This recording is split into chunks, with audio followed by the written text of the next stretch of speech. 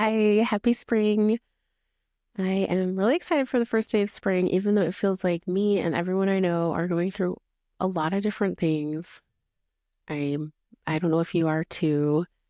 In my world, I'm actually recording this Thursday morning before I go to work, but everything's canceled. At least the kids are canceled because there's like a big teacher day at the Capitol for funding, walkout. I'm contract, so I'm going to spend the whole day at school just doing a lot of paperwork, which I have to do. But that's what one of the things going on. And I guess the Department of Education is going to be shut down today. I think I'll still have a job because kids still need speech therapy. I think I'll be fine no matter what happens. But it's really crazy, all the stuff going on. I don't know what you're dealing with. I hope you're doing okay. But in the midst of that, today is also the first day of spring, and it's like I taught my monthly workshop last night on like spring practices, like metaphors for spring, holidays in spring, and it's just all like after the darkness the light comes, like the days get longer. It's when Easter is, it's when Ostara is, and Passover, and all these like holidays that celebrate the light coming after like loss of hope. So I think it's like a really cool, beautiful metaphor, beautiful energy. And I hope you're going to do something great for spring today. And in that vein, my video today is about how to feel hopeful when you're feeling hopeless, or how to find some strands of hope in life if you're feeling like completely hopeless. I'm just going to share, as usual, about my own experience with this. And I'd love to hear your experience or your thoughts on it. I had really intense trauma when I was 13, and I really was shoved into a place of like major depression and trauma, darkness, like nightmares.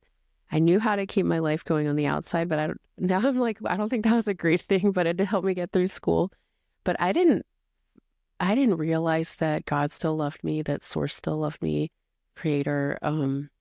I felt like I was just in a dark room alone, and realizing that, opening my heart a little bit and realizing that God still saw and cared for me, like truly, truly changed my whole being and life.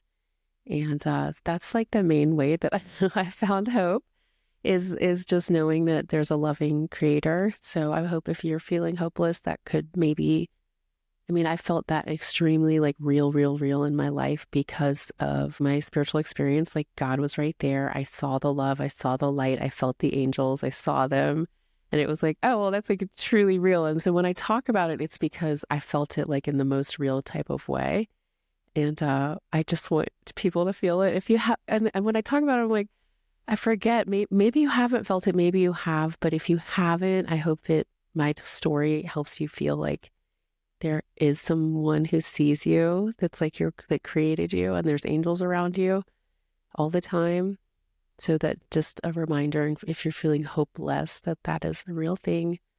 Even though I had that experience, I also like still feel like maybe that doesn't exist, or like God forgot about me, or God like doesn't care. It's a nice thing to remember, because even though I had that experience, I still like sometimes don't believe it or also forget about it. So we can all remember together, or like think about it together. Also, yeah, so that's one way. God loves you, Creator loves you.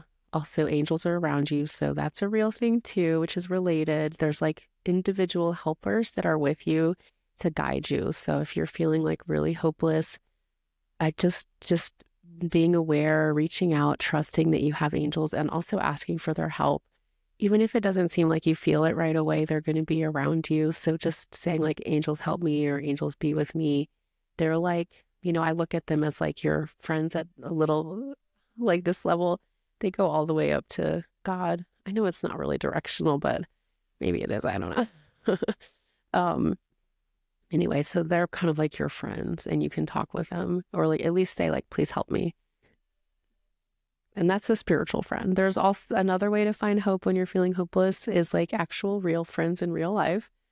Um, I love to, like, it really always makes me feel better to be connected to other people that I love, if they're on the spiritual path or not. Like I have a ton of friends that are not that into spirituality, and I love them.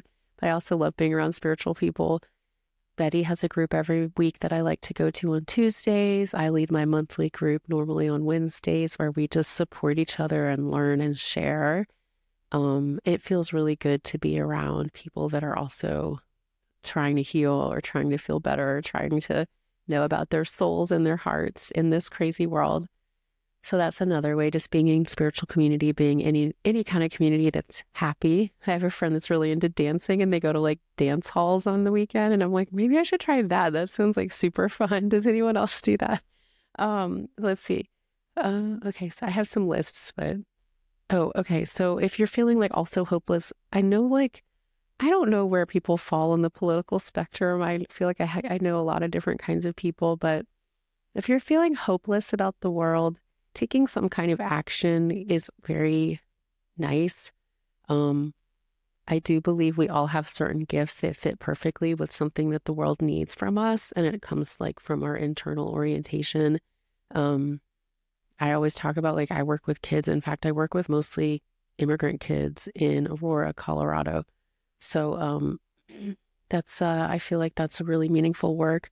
Anytime, but all the time working with kids, I'm like, wow, the world is really crazy, but like I'm gonna help some kids, and it makes me feel like every time I do, I've helped the world be a little better.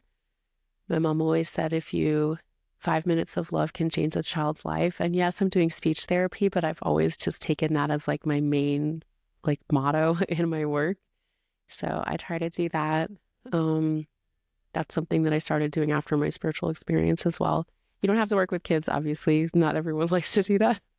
You can do anything else you like, even just being a kind partner or a kind parent or like a nice neighbor or helping a stranger or anything. I mean, there's 1,000 ways to help. I'd love to hear how you help. It could even just be like, I don't even know. It could be being kind to the earth. If you're like not into other people, like loving the earth is a huge, huge, powerful, powerful practice that I believe the energy is eternal and very helps the earth. Um, yes. Okay. So that, so doing some kind of action that helps you feel like your life has meaning or purpose is awesome. Okay. I also scribbled some stuff that I can't read at all. So, prayer, that's another way. So this is a lot of spiritual things, but if you're feeling like you are really feeling hopeless, I truly believe in the power of prayer. So we've talked about like God and your angels, but like just praying, they talk about when people have near-death experiences and they're on the other side, they see people's prayers as like highways that they can travel on. So like someone would be stuck on the other side or like in a different realm, and then they can see the prayers of like their friend who's praying for them, and they're able to like get on it and go. So obviously this doesn't have to be for someone who's sick or on the other side. It's just like your prayers do have an energy. So if you're feeling like the world is hard or you don't know what's happening or someone you know is hurting, like praying, I really believe it's super powerful. Um, it's one of, I mean, I know there's a lot of people that are like, prayers don't mean anything. But I do think it's like thought, word, and deed, and prayers are like, there's prayers, there's like words in the world, and then there's like actions, and all three of those are important. But don't forget the prayers, they really make a difference. Let's see. Eating healthy can be nice. Taking care of your body, if you can be amazing. That really does help. I had to learn how to do that on my healing journey because there were times in my life when I was like so depressed, I didn't even know how to like take a shower. That was before I started healing all the way. I had like a really hard time in my early 20s. And then that's after that, I was like, I'm going to heal all the way. But there was a time in my life that I was like, I didn't even know how to like do anything. I was so out of touch with my body and myself. So obviously I know how to like take a shower now. I'm just kidding, sorry. But if you've ever been there or you're like really depressed, like just taking care of your body, like eating well, being mindful about what you consume. It's an act of self-love to take care of yourself and your body. And then the last one, and now I know what I scribbled. I just scribbled an M with some things after it. It was meditation. Um, Meditation, last one, that's super powerful. It's connected to prayer, but prayer, I feel like you're putting the frequency out there. Meditation, you're just completely turning everything really low, like, and breathing and like recognizing your thought patterns, um, learning that, you can kind of turn off your emotions or just like recognize everything. You just meditate and breathe. If you have a favorite meditation practice, I'd love to hear it. I usually do a light meditation, which is more of a visualization, but I heard young Pueblo speak this week, who's so amazing, and he's changed his life through meditation. I think he does those Vipassana retreats. Um, I've never done one of those, but I have done some Thich Nhat Hanh types of meditation.